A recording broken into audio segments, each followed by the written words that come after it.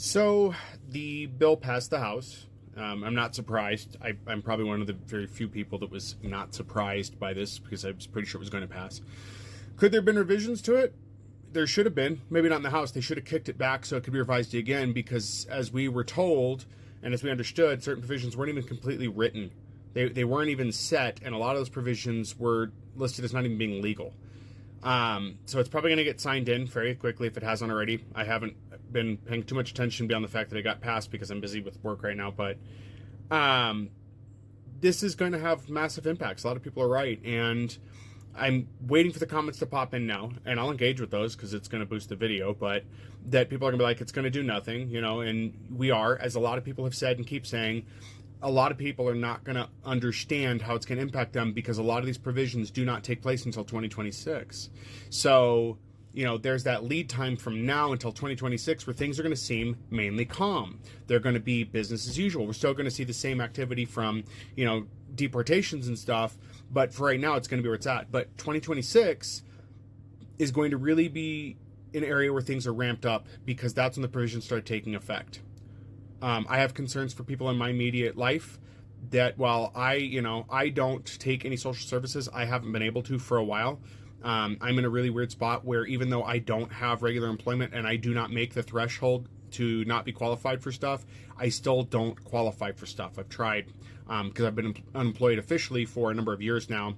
I still do things to make money, like run an online store, but I'm not officially employed. So I'm a business owner. So those people on the right are like, oh, unemployed for like almost 5 years now. And it's like, well, no, I run a business is what I do. You guys missed that part. I'd like to say I'm angry. I'm not angry. I feel differently in the position. I feel kind of indifferent because in my mind, it's kind of set what we need to do at this point. And this is going to be hard for a lot of people, but I want to explain to everybody on the left. If you're watching this, you're left leaning. We have tried for years to explain to people what was going to happen if Trump made it into office, what was going to happen if bills like these passed. First, you should know that because this bill has passed, there's no hurdle to others at this point. They're going to pass other bills that are non-budgetary that are worse. As I've seen floating around that I guess the expanded deportation bill. They're going to make it difficult to keep citizenship, both for citizens who naturalized and for those who are Americans. We're going to get to that point where if you disagree politically with the leaders as of current, you face deportation. I know a lot of people might think that's insane, but we've already seen the framework of that taking place. As for, going forward, in 2026, when people start losing benefits, what do we need to do? Well, I think that we need to start thinking like the other side of things. We need to stop being compassionate towards those people. They are not going to change their vote. Let me explain to you how this works. Let's say a Republican MAGA, I'm lumping the two together because I do think there's a difference between just Republican and MAGA, but let's say Republican MAGA, they start feeling remorse because they lose their ability to get insulin and they're now having a point where they're dying and they don't know what to do. And it's not our job to help them. They can figure it out on their own. It's time to stop helping these people.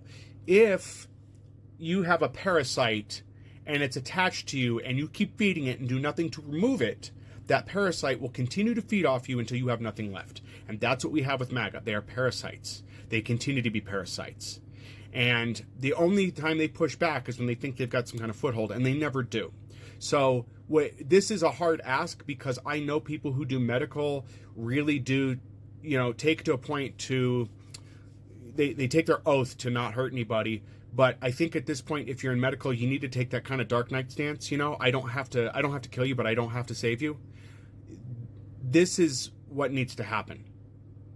Because unfortunately, what we have is a situation where everybody on the right has no problem ignoring health regulations that help people. They had no problem openly going and coughing on people who are vulnerable because they didn't believe COVID was real or because they knew it was real and thought it would be fun just to cough on people. So they have no problem doing that to people. They have no problem claiming that people who are of LGBTQ plus don't deserve to exist and actually go to lengths to make sure those people don't exist. They have no problem making fun of disabled, making fun of vulnerable, and doing everything in their power to make sure those people don't exist. They have no problem with doing that. And consistent what I see is that we on the left have continued to help those people And at this point, you know, this really is a good. I'm gonna change a line to something, but it's a good scene in The Dark Knight Returns. It's an animated 2-part where Batman's old. He retired. All the villains went away. It's a really neat take on things.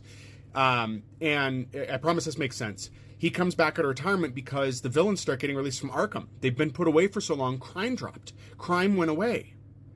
What Batman realized is because he kept actively going after them, they kept doing things. That's where we are on the left. We keep enabling them to do these things. So he retired his stopping of them and let it run its course until they all got put away. And then they all just stopped doing what they were doing. Well, he came out of retirement because it did get bad again. A new group came up. In there, he kills the Joker. And the line he used when they're fighting, it's a great scene. I think it's in part 2 of The Dark Knight Returns.